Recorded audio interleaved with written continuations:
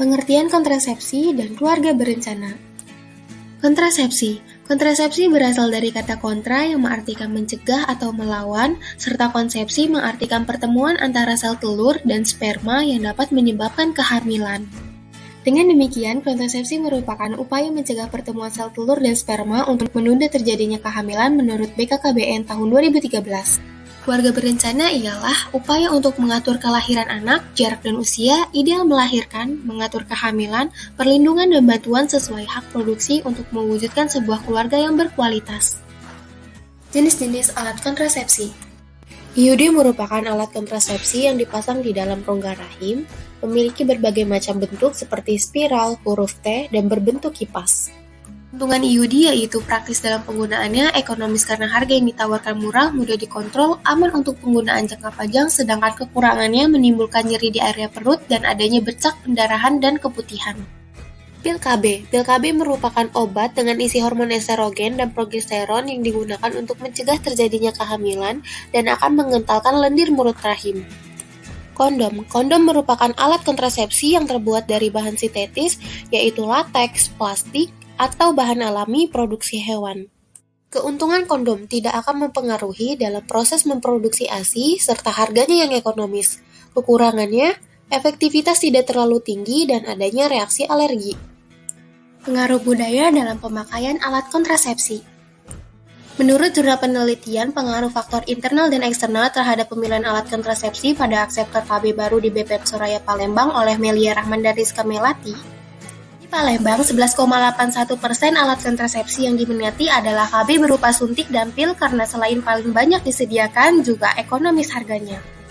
Rendahnya pemakaian KB di Indonesia dipengaruhi oleh faktor internal, yaitu umur, pendidikan, status wanita, budaya sosial, sedangkan faktor eksternalnya hubungan dengan pasangan dan pengaruh orang lain.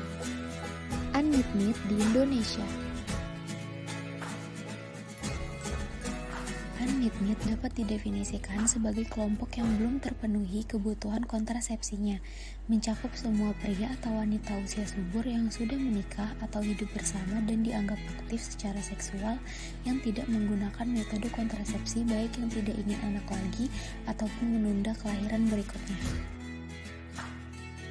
Di Indonesia, angka unmet masih tinggi yaitu 10,5% menurut SDKI tahun 2017 yang jika dikonversikan dengan jumlah pasangan usia subur yang mencapai 36 juta, maka sekitar 4 juta pasangan yang membutuhkan tapi belum terlayani.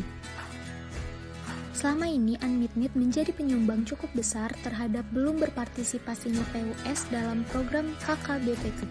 Hal tersebut kemungkinan dipengaruhi oleh faktor-faktor yang mempengaruhi pengetahuan, yaitu pendidikan, informasi, sosial budaya, dan ekonomi, lingkungan, pengalaman, dan usia.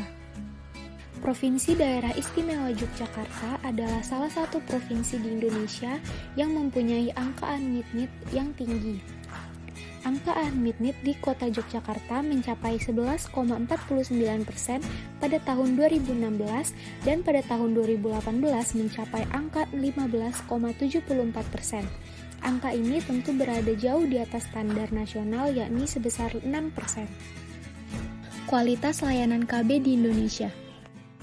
Berdasarkan hasil SDKI tahun 2002, 2003, 2007, dan 2012, diketahui bahwa penggunaan pelayanan kontrasepsi melalui sumber pelayanan swasta mengalami peningkatan.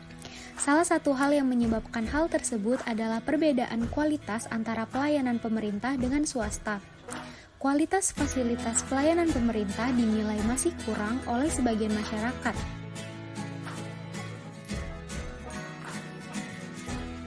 Mix kontrasepsi atau metode mix merupakan presentasi dari distribusi pengguna kontrasepsi atau akseptor berdasarkan metode yang digunakan. Mix kontrasepsi menampilkan suatu bentuk penggunaan berbagai metode kontrasepsi dalam masyarakat. Data yang diperlukan yakni jumlah dari akseptor berdasarkan metode kontrasepsi. Data ini bersumber dari SDKI yang dilaksanakan oleh BPS dan hasil pencatatan dan pelaporan atau RR di BKKBN.